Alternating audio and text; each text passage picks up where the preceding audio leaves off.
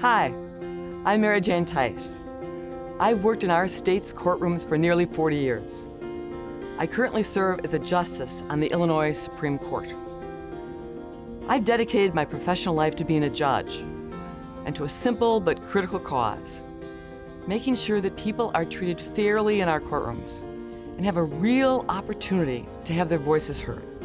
I want to welcome you to my website and talk to you about why I am running for election next year to a new full term as one of your 7 Illinois Supreme Court justices.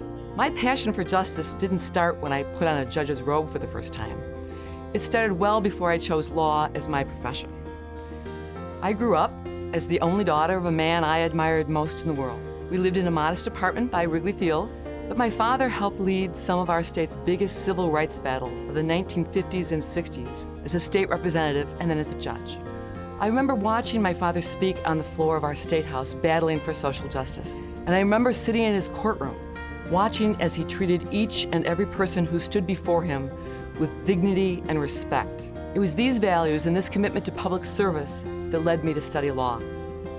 More importantly, I always believed government had to be the place where people getting a raw deal, people who've been victimized, could go to make things better. On the Supreme Court, for example, I've worked to streamline laws to help keep families in their homes during the foreclosure crisis, and to modernize our court system with 21st century technology so our citizens can see justice more quickly. I know that some on the bench believe it's their right to wear a robe, but I believe it's a great privilege. That's why I'm proud to be supported by working families, business, labor, community leaders, and police working to keep our communities safe. I'm proud to have the opportunity to earn the support of your families, because this robe doesn't belong to me. It belongs to you.